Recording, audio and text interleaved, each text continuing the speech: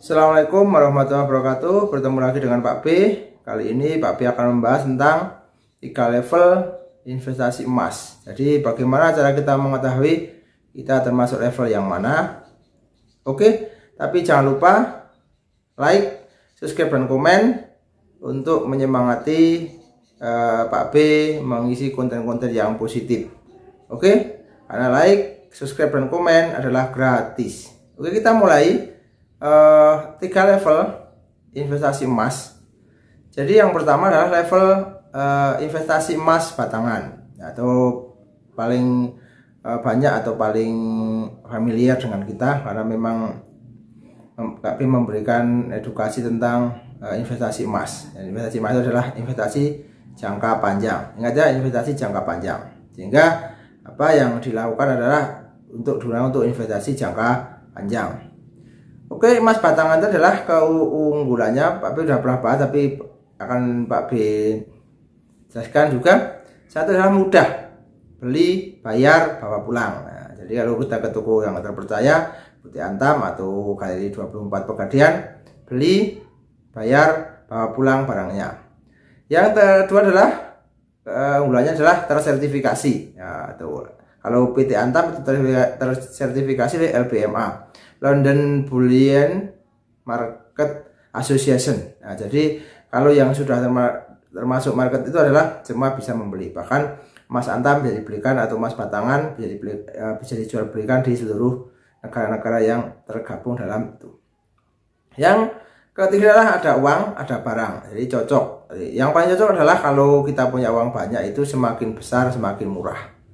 Ya, kita punya uang untuk beli 10 gram. Nah, nanti harganya akan lebih murah. Nah, bisa harganya 100 gram itu 95 juta, atau kalau digramkan berarti 950.000. Tapi kalau beli 1 gram itu 1 juta lebih.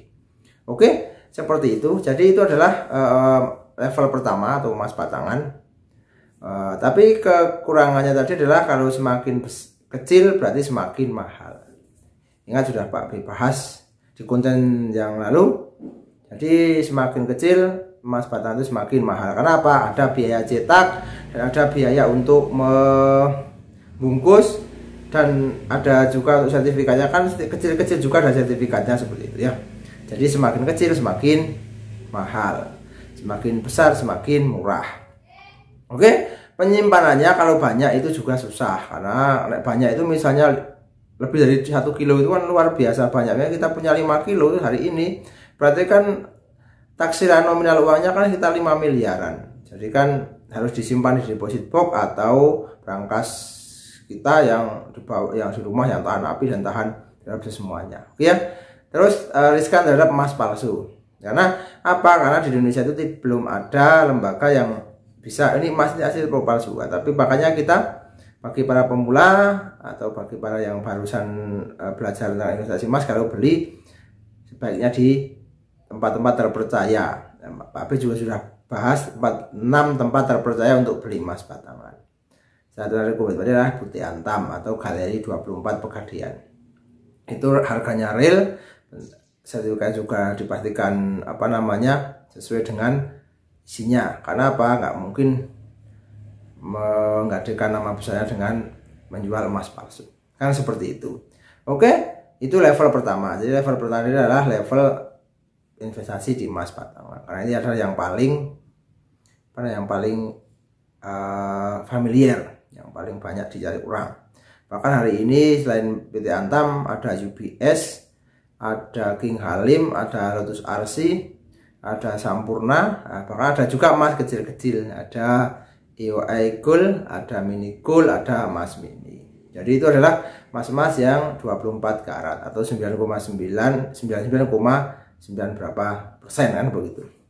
Oke, yang kedua adalah investasi di emas perhiasan. Jadi kalau ini levelnya itu adalah separuh-separuh. Sebenarnya ini adalah setengah investasi. Karena apa? Emas perhiasan itu tujuan utamanya beredar digunakan untuk berhias, untuk aksesoris, untuk berhias diri. Tapi selain untuk berhias juga bisa digunakan atau dijual lagi kalau misalnya pada seperti saat ini. Saat ini kan harga emas kan mahal. Jadi harga emas itu saat ini adalah bagus. Jadi sekaligus berhias sekaligus berinvestasi. Tapi karena apa? Kalau emas perhiasan itu harus agak lama. Karena apa? Emas perhiasan itu adalah ada biaya desain, ada biaya ongkos cetaknya mau seperti apa, ada marginnya, ada pajaknya, dan lain sebagainya. Oke, kalau emas naik tajam berarti bagus. Tapi kalau rata-rata saja membutuhkan waktu yang lama. Itu sifat emas perhiasan, sehingga dia dikatakan setengah-setengah. Jadi sekaligus berhias untuk aksesoris, untuk berhias eksotik kan kelihatannya, tapi juga digunakan untuk investasi. Ada emas campuran, karena emas perhiasan itu rata-rata campuran. Tapi sudah jelaskan di karatase emas mulai dari 24, 22, 23, 20, 18, 16 dan 14 itu berapa bagiannya yang murni, berapa bagiannya yang logam lain, campurannya. Oke. Selanjutnya emas itu selain campuran harganya tidak terstandarisasi, karena tiap toko itu punya standar sendiri-sendiri. Dan kelemahannya lagi adalah besok kalau mau jual harus ke toko yang dulu kita beli, dan wajib semuanya komplit, baik notanya atau surat-surat itu harus komplit. Kalau nggak komplit nanti akan dihargai lebih murah. Dan juga di perhiasan karena dipakai biasanya kan warnanya agak kusam. Ya, pada saat warnanya kusam itu juga sangat mudah toko untuk menurunkan harga dengan alasan warnanya kusam. Padahal kan yang dicari adalah emasnya, jadi emasnya seperti itu. Oke. Harus jual pada tokonya itu memang harus jual seperti itu. Toko itu kan berarti seperti kita tuh peminjam saja, suatu saat kita akan kembalikan dengan seperti itu, ya. Oke. Bagus pada saat apa ya? Seperti tadi Pak B katakan, bagus pada saat harganya naik tinggi itu bagus. Jadi beli kan seperti itu. Jadi bagus. Jadi kalau pada saat harga turun ya harus agak lama. Yang ketiga adalah satu tadi emas batangan, yang kedua adalah emas, yang ketiga adalah berkebun emas. Berkebun emas itu bagus ketika harganya naik banget. Seperti saat ini harganya naik terus. Mungkin kalau 1 tahun itu lebih dari 20% atau 30% itu bagus untuk berkebun emas. Caranya berkebun adalah begini. Misalnya beli satu, kita kan beli satu terus digade. Gadenya dapat uang 90% katakanlah, 90%. Terus ditambah lagi 10% untuk beli lagi. Terus gade lagi. Dapat 90%, beli lagi, gade lagi, beli lagi, gade lagi, terus tambahi sampai kita mungkin punya 11 emas perhiasan. Modal kita adalah 2 atau 20%, tapi dapat 11.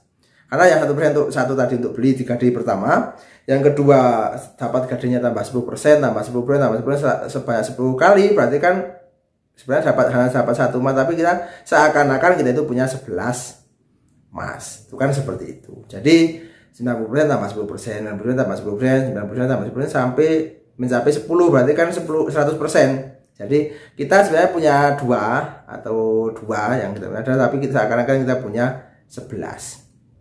Itu ya. Itu modal 2 tapi rasanya punya 11. Oke, kelemahannya kalau pada saat naik sih bagus sekali, karena nanti bisa tertutupi dengan nilainya itu. Tapi kelemahannya adalah biaya gade dan nitip itu mahal. Apalagi nanti kalau harga emas itu hanya cenderungnya naiknya sudah begitu tajam ya. Nah itu kalau tidak naik lebih dari 30%, berarti ya break even point aja. Jadi ya kita tetap punya 2 aja, karena hasilnya digunakan untuk membayar gadenya itu. Oke, kalau turun tajam, emasnya bisa milik kita juga bisa habis, karena selain membayar bunga, membayar gade, juga membayar jasa titip dan lain sebagainya. Itu adalah kelemahan dari emas atau berkebun emas.